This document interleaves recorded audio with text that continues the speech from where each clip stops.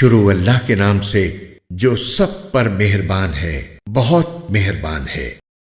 قسم ہے فجر کے وقت کی اور 10 راتوں کی اور جفت کی اور طاق کی اور رات کی جب وہ چل کھڑی ہو کہ آخرت میں جزا و سزا ضرور ہوگی۔ ایک عقل والے کو یقین دلانے کے لیے یہ قسمیں کافی ہیں کہ نہیں؟ کیا تم نے دیکھا نہیں کہ تمہارے پروردگار نے عاد کے ساتھ کیا سلوک کیا، اس اونچے ستونوں والی قوم ارم کے ساتھ جس کے برابر دنیا کے ملکوں میں کوئی اور قوم پیدا نہیں کی گئی، اور سمود کی اس قوم کے ساتھ کیا کیا جس نے وادی میں پتھر کی چٹانوں کو تراش رکھا تھا، اور میخوں والے فرعون کے ساتھ کیا کیا۔ یہ وہ لوگ تھے جنہوں نے دنیا کے ملکوں میں سرکشی اختیار کر لی تھی اور ان میں بہت فساد مچایا تھا۔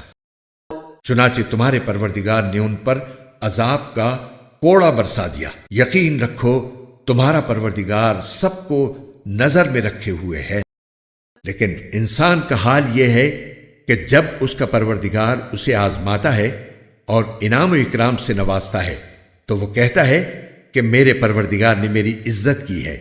دوسری طرف جب اسے آزماتا ہے اور اس کے رزق میں تنگی کر دیتا ہے تو کہتا ہے کہ میرے پروردگار نے میری توہین کی ہے۔ ہرگز ایسا نہیں چاہیے۔ صرف یہی نہیں بلکہ تم یتیم کی عزت نہیں کرتے، مسکینوں کو کھانا کھلانے کی ایک دوسرے کو ترغیب نہیں دیتے، اور میراث کا مال سمیٹ سمیٹ کر کھا جاتے ہو اور مال سے بے حد محبت کرتے ہو۔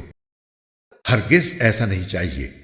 جب زمین کو کوٹ کوٹ کر ریزہ ریزہ کر دیا جائے گا اور تمہارا پروردگار اور قطاریں باندھے ہوئے فرشتے میدان حشر میں آئیں گے اور اس دن جہنم کو سامنے لایا جائے گا، اس دن انسان کو سمجھ آئے گی، اور اس وقت سمجھ آنے کا موقع کہاں ہوگا؟ وہ کہے گا کہ کاش میں نے اپنی اس زندگی کے لیے کچھ آگے بھیج دیا ہوتا۔ پھر اس دن اللہ کے برابر کوئی عذاب دینے والا نہیں ہوگا اور نہ اس کے جکڑنے کی طرح کوئی جکڑنے والا ہوگا۔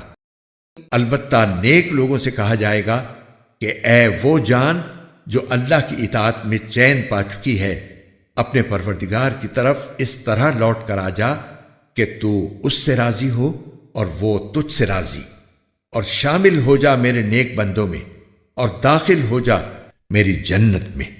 قرآن کے اردو اور ہندی ترجمے کے خوبصورت اور ایمان افروز ویڈیوز کو دیکھنے کے لیے ہمارے چینل قرآن دین اور دنیا کے بھی کو لائک، سبسکرائب اور شیئر کیجیے۔ شکریہ۔